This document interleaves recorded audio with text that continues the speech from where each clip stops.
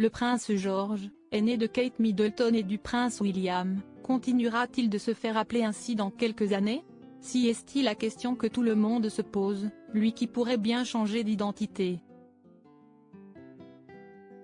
Le 8 septembre 2022, le Royaume-Uni a connu un événement historique avec la mort de la reine Elisabeth II.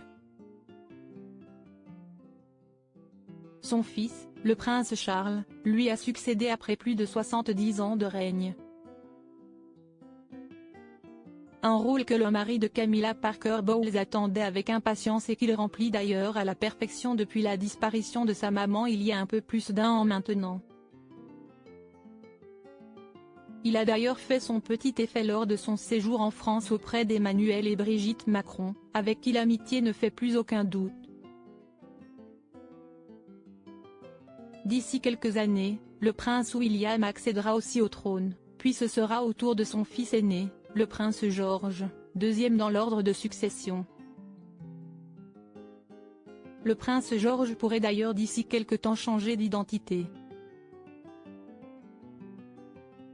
Ou plutôt de prénom.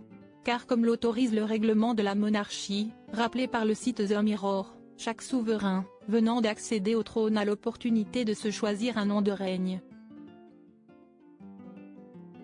Et ils ne sont pas obligés de garder le prénom qui leur a été donné, mais peuvent, s'ils le souhaitent, adopter le deuxième. George pourra donc se faire appeler roi Alexander s'il le désire. Ce choix, la reine Elisabeth II ne l'avait pas fait, à l'image de son fils qui se fait désormais appeler Charles III, une décision qui pour beaucoup s'apparente à un clin d'œil en hommage à sa maman. Reste à savoir si William brisera ce nouveau cycle ou s'il y restera fidèle pour perpétuer la lignée de son père et de sa grand-mère. Le prince George, futur roi parfait si son accession au trône d'Angleterre n'est pas prévue pour tout de suite, le prince George, 9 ans, s'en sort déjà comme un chef.